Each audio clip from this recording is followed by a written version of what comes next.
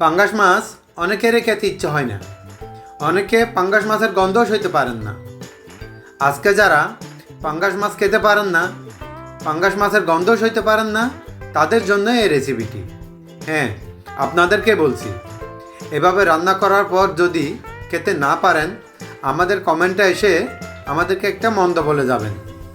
আর যদি ভালো লাগে, আমাদের চ্যানেলটি সাবস্ক্রাইব করে পাশে থাকা বেল আইকনটি বাজিয়ে দিয়ে কমেন্টে এসে একটা ধন্যবাদ দিয়ে যাবেন। আসসালামু আলাইকুম। আজকে তৈরি করে দেখাবো অসম্ভব মজাদার, পাগল করা স্বাদে পাঙ্গাস মাছের পাতুরি রেসিপি। সাথে থাকছে টিপস অ্যান্ড ট্রিক্স। আমরা আছি আপনাদের সাথে। তাহলে চলুন আর দেরি না করে শুরু করি।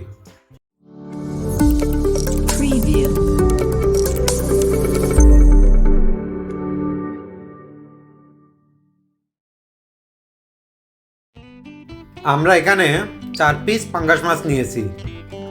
মাছগুলোকে আমি খুব ভালো করে পরিষ্কার করে ধুয়ে নিয়েছি। যদি আপনারা পারেন চামড়া উঠে নিতে পারলে আরও ভালো। সামান্য হলুদের গুঁড়া, সামান্য লবণ, কিছুটা লেবুর রস দিয়ে দিলাম। সবগুলো একসাথে ভালো করে মাছের সাথে মেখে 10 থেকে 15 মিনিটের জন্য মাছের পিসগুলোকে রেস্টে রেখে দিব। মাছের পিসগুলো রেস্টে রেখে আমরা একটা মশলা তৈরি করে নেব। মশলা বানানোর জন্য দিয়ে দেব 2 টেবিল চামচ মতো সরিষার তেল।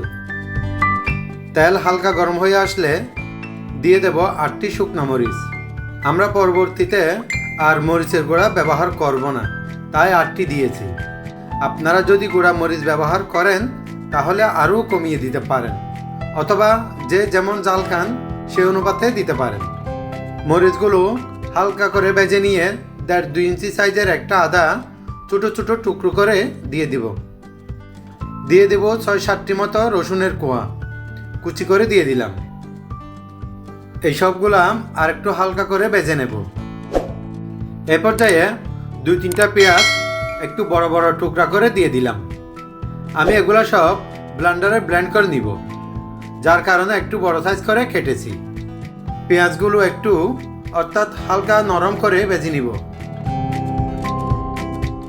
এখন 4টি কাঁচামরিচ দিয়ে আর একটু নেড়ে ছেড়ে ভেজে উঠিয়ে নেব। দেখেন, এ পর্যায়ে হলে আমরা চুলাটা বন্ধ করে দিয়ে ঠান্ডা করে নেব। ভাজা মশলাগুলো সব ব্লেন্ড করার জন্য নিয়ে নিব। অল্প পরিমাণে ধনিয়া পাতা দিয়ে দিলাম। আপনারা যদি কেউ ধনিয়া পাতা দিতে না চান তাহলে স্কিপ করতে পারেন। দেখেন, মশলাগুলোর একটা স্মুথ পেস্ট তৈরি করে নিয়েছি। ফিরে আসলাম 15 মিনিট পর। এখন রেস্টে রাখা মাছের পিসগুলা ভালো করে ধুয়ে নেব।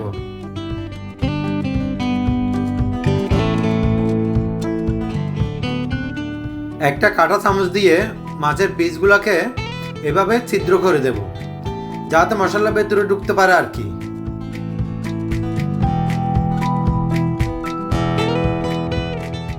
এ পর্যায়ে মাছের পিসগুলো ম্যারিনেট করে নেব।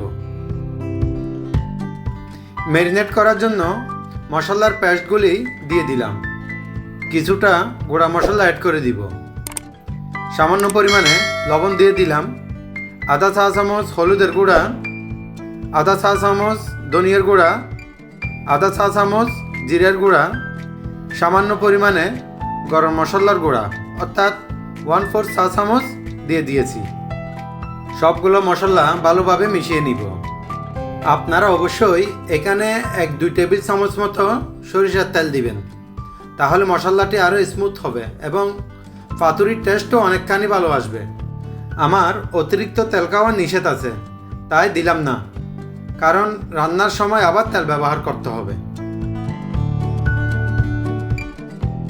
এভাবে সবগুলো মশলা মাছের পিসের সাথে ভালো করে মেখে আবারও 10 থেকে 15 মিনিটের জন্য রেস্টে রেখে দিব।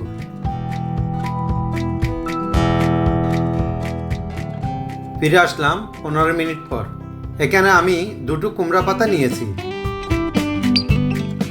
প্রতি পিসের জন্য 2টি করেই কুমড়া পাতা ব্যবহার করতেছি। একটার উপর একটা বসিয়ে 1 পিস মাছ দিয়ে এভাবে করেই আমি মুড়িয়ে নিলাম। আপনারা চাইলে টুথপিক দিয়েও সিলগালা করতে পারেন, অথবা আমার মতো সুতা দিয়েও বেঁধে সিলগালা করতে পারেন। এভাবে করে পাতুরি রান্না করে দেখবেন কি পাঙ্গাস মাছের পাতুরি খাচ্ছেন নাকি অন্য কোনো মাছের পাতুরি খাচ্ছেন বুঝতেই পারবেন না। পাঙ্গাস মাছের কোনো গন্ধে তো পাবেনই না, অন্যরকম একটা ফিলিংস অনুভব করবেন। এভাবে রান্না করে খেয়ে আমাকে কমেন্টে জানাতে ভুলবেন না।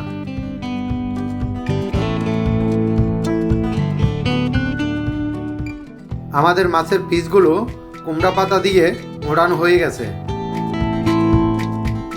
এখন চুলায় একটি ফ্রাই প্যান বসিয়ে 3 টেবিল চামচ মতো সরিষার তেল দিয়ে দিলাম।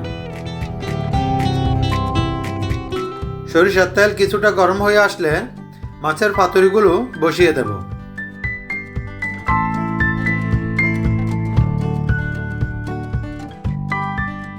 এক পাশ কিছুটা হয়ে আসলে উল্টিয়ে দিব।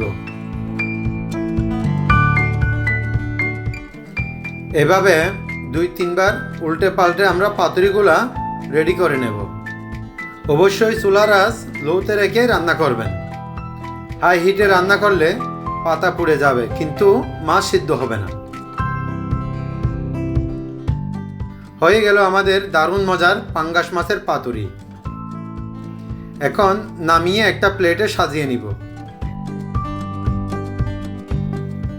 এভাবে রান্না করলে আশা করি পাঙ্গাস মাছের পাতুরি আপনাদের অনেক ভালো লাগবে।